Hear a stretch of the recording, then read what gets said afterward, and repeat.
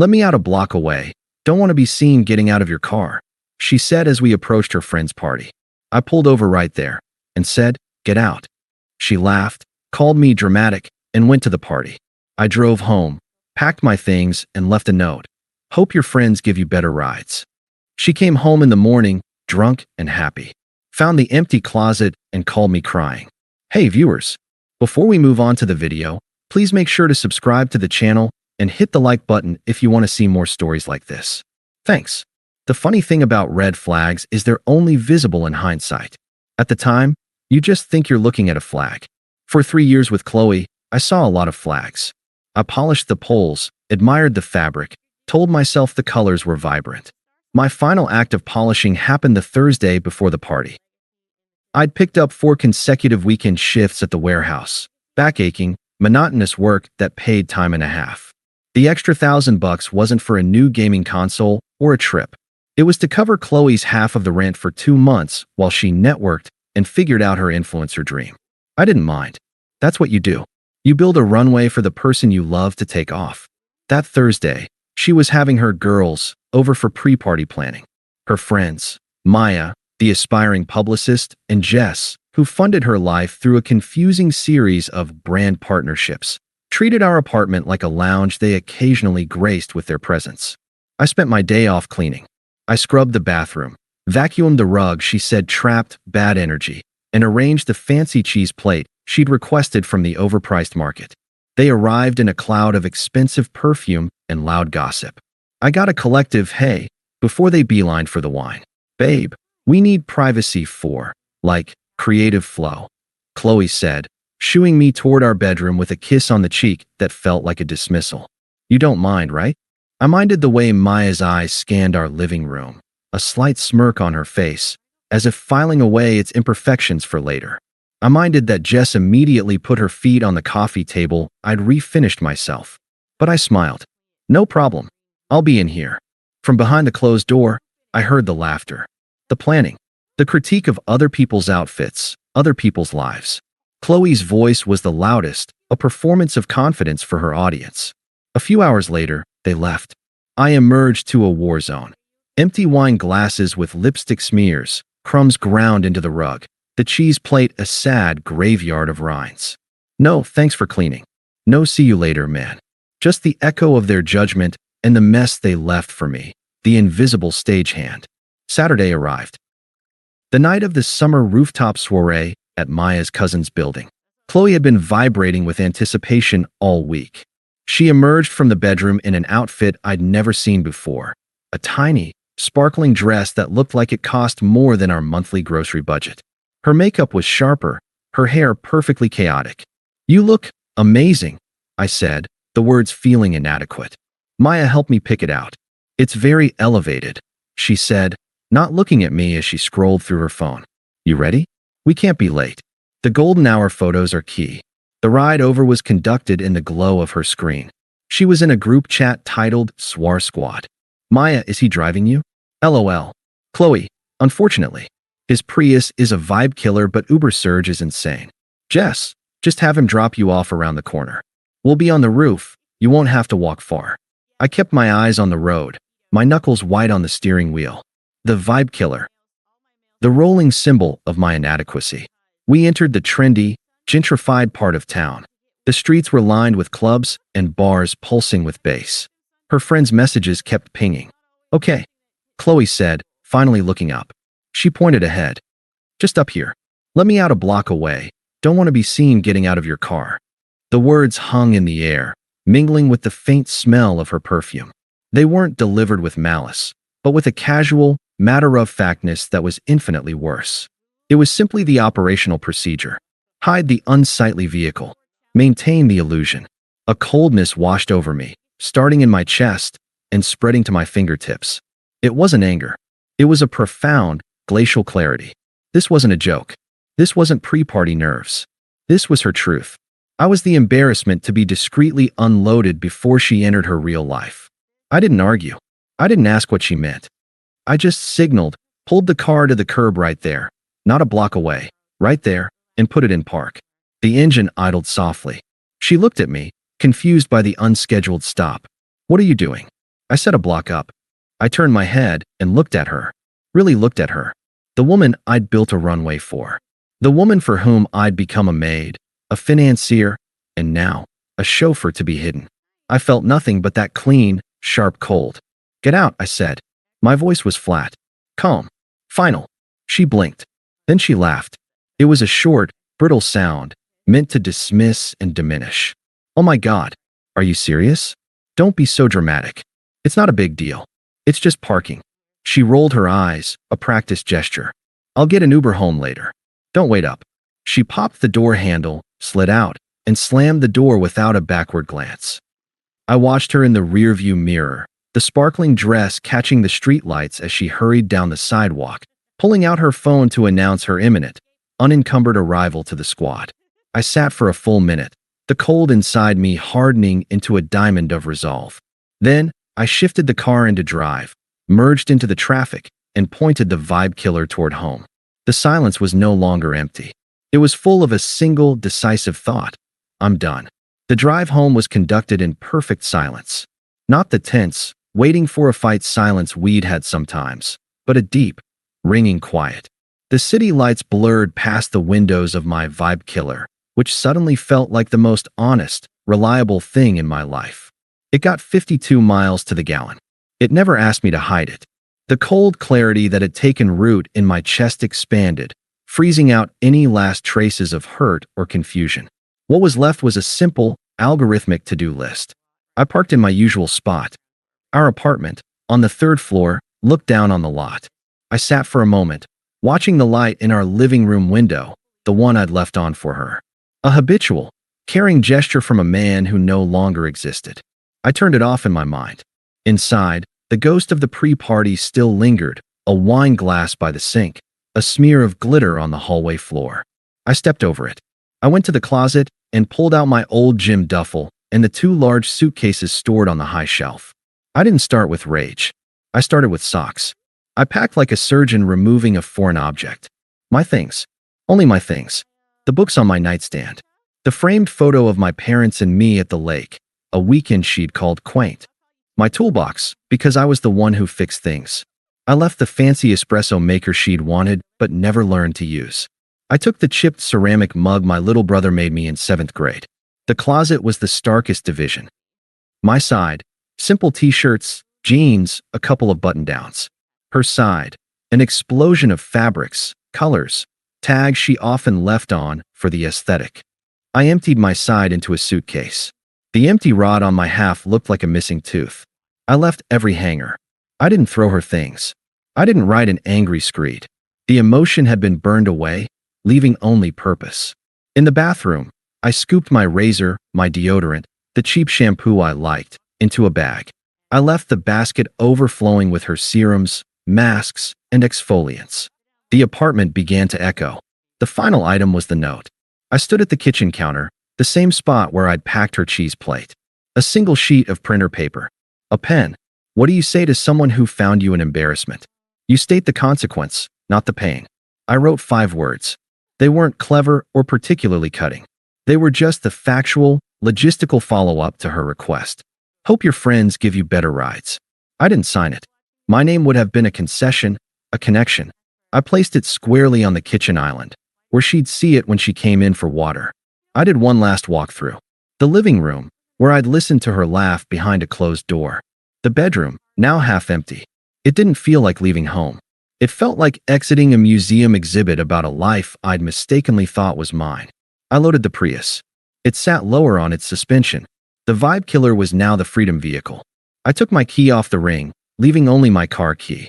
I locked the door from the inside, pulled it shut, and slid my key under the doormat. A part of me, the old part, whispered that this was extreme, that we should talk. I silenced it. She'd been clear. The block-away drop-off was the talk. This was the answer. I drove to a 24-hour diner on the other side of the city. I ordered a coffee I didn't drink and found a furnished sublet online from a guy on a 6-month work assignment. It was overpriced and bland, but it was available immediately and required no lease. I sent a deposit from the rent help fund I'd created for her. The irony was crisp and satisfying.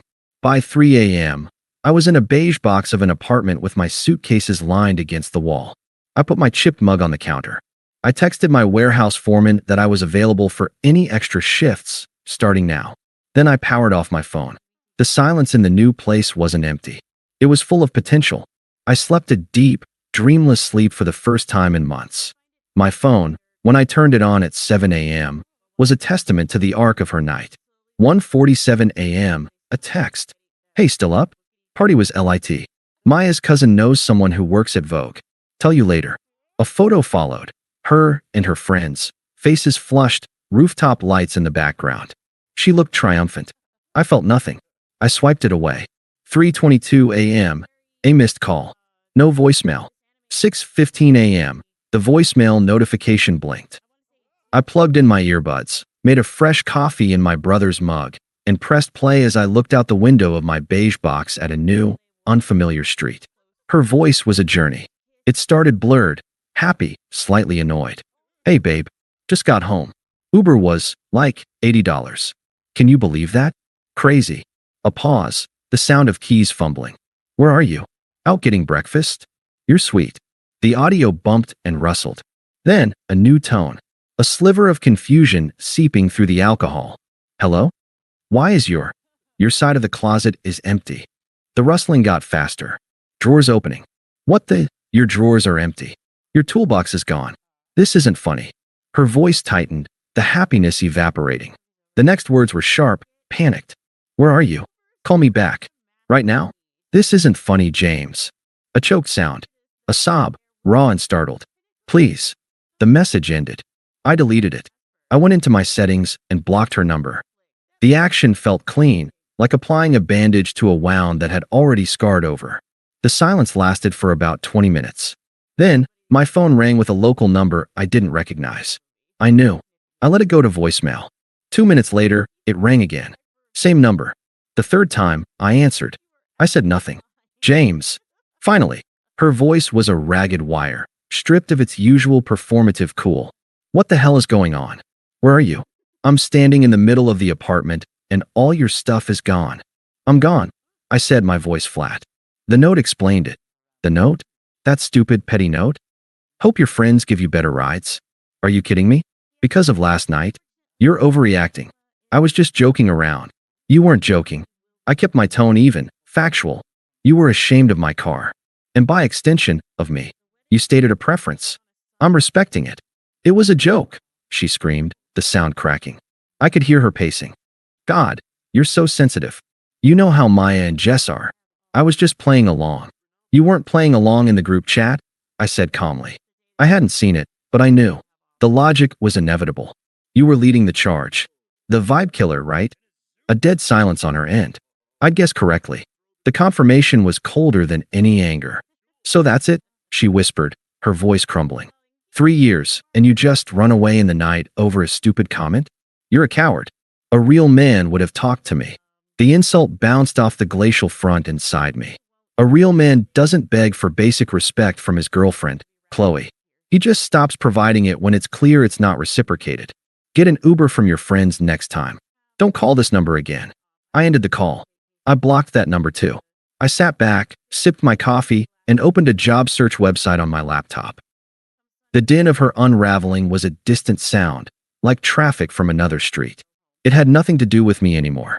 My runway was clear, and for the first time, it was pointed toward a horizon of my own choosing.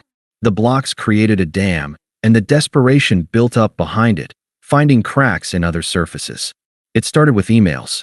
The first, 2 days after the final call, was titled, I'm sorry. James, I've read your note 100 times. It's not funny anymore. I get it. I was awful. It was a shallow, stupid thing to say, and I didn't mean it. I was trying to impress people who aren't even worth it. Maya and Jess have been asking me what happened, and I'm so humiliated. Please just come home. We can talk. I love you. Chloe. I archived it. Not deleted. Archived. A curator preserving an artifact of a bygone era. A week later, a second email arrived. The subject line was just a crying emoji. James, I can't do this.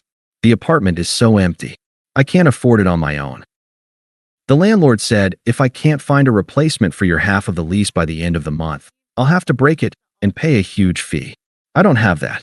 My friends said I can crash for a few days, but it's awkward. Maya's cousin made a joke about ditching the chauffeur. It's not fair. You're really going to make me lose our home over one comment? After 3 years? This is cruel. Please call me. Chloe. The shift was clear, from apology to accusation. My response, or lack thereof, was now the source of her problems. I archived this one too. The social media attempt was more creative. A follow request on Instagram from an account named Sunset Serenity 22, with a blurry picture of a beach. I declined and blocked it. An hour later, a DM slipped through from a different account. This one blank. Running away is what cowards do. A real man would have stayed and fought for us. I didn't even bother reading the whole thing before blocking. The true measure of her downfall came through the final voicemail, left on a Saturday morning from yet another new number. I saved this one.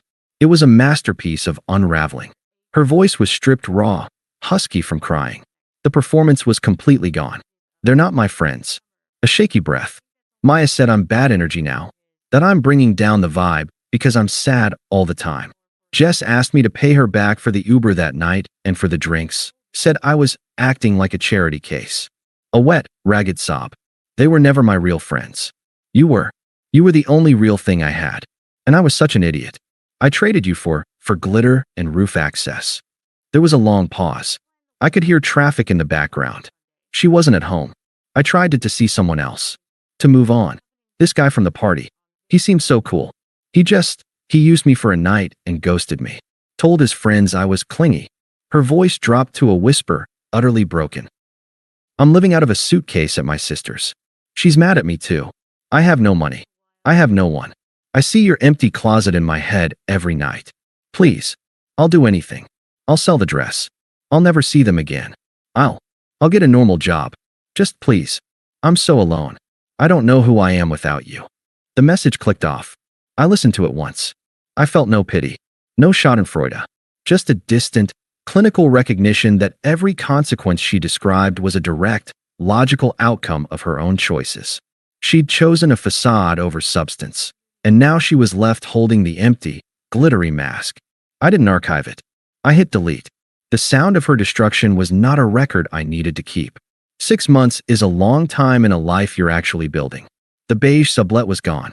I'd moved into a clean, modern one-bedroom with a view of the river, paid for by the promotion to shift supervisor I'd gotten at the warehouse.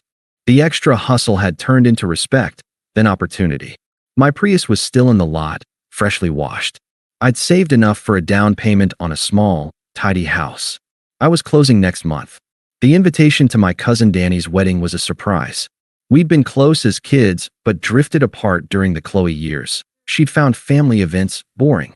I bought a new suit, a charcoal gray one that fit me properly. The wedding was at a botanical garden. It was full of genuine laughter and warm light, a world away from rooftop soirees. I was at the bar, waiting for a gin and tonic, feeling a quiet, settled happiness. I'd been talking with Danny's friends, people who asked about my job and listened to the answers. That's when I saw her. She was at the edge of the reception, near the restrooms, looking washed out and uncertain in a dress that was trying too hard. She was with Maya, who was scanning the crowd with a predatory focus. They must have been guests of a guest, plus ones clinging to the periphery.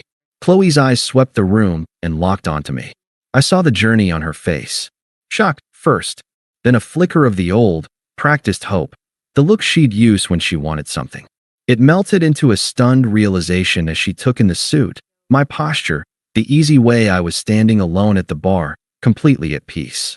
Finally, a raw, naked devastation. She whispered something to Maya, who glanced at me, smirked, and promptly walked away, leaving Chloe alone. She hovered for 10 minutes, gathering courage. I collected my drink and found a quiet spot near a bubbling stone fountain. She approached like someone walking onto thin ice. Hi, James. I turned. Chloe. Hello. My voice was the same as when I'd greeted the caterer earlier, polite, detached. You look really good. She was wringing her hands, a nervous habit she'd never had before. Thank you. It's a nice wedding. A painful silence. The sounds of joy from the dance floor mocked it. I got your note, she said, as if it had just arrived. I know. I'm in therapy now, she blurted out. Her eyes were wide, pleading. What I did, What I said, it was awful. I'm dealing with a lot of my own insecurities. That person who wanted you to drop her off a block away, that wasn't the real me. I took a slow sip of my drink, the ice clinking. I looked at her, not through her, for the first time since that night. I saw the fragility, the regret, the exhausting effort to rebuild a shattered self-image. And I felt absolutely nothing. I know. I said again, my tone final. The real you is the one who made the choice. The insecure one, the performing one, the cruel one, they're all you. I just only had to deal with one of them. I prefer the clarity. She flinched as if slapped. The tears started, but they were no longer weapons that could reach me. God, can we ever just have coffee? Talk. I need closure. This is killing me. At that moment, Lisa, a woman I'd been seeing for a few months, found me. She was a landscape architect, smart, kind, with a laugh that didn't sound like a performance. She slipped her hand into mine, her touch warm and sure. There you are. They're about to do the bouquet toss. It's a whole thing. Oh, hi, she said, smiling warmly at Chloe. Chloe stared at our joined hands. Her face completely emptied. It was the final, silent confirmation of a world that had moved on without her. I looked from Lisa's smiling face back to Chloe's shattered one. I gave Lisa's hand a gentle squeeze. There's nothing to close, Chloe, I said, my voice quiet but absolute in its certainty. My life is full. I genuinely hope you find peace, but you'll need to find it somewhere else. I turned to Lisa, my entire focus shifting. A bouquet toss? Lead the way. We walked back toward the lights and the music. I didn't look back. I knew she was still standing by the fountain, a statue of her own regrets. But her shadow no longer fell on my path. The road ahead was clear, bright, and entirely my own. Thanks for watching. Make sure to subscribe to the channel and hit the like button. What do you think about this story? Share it in the comments.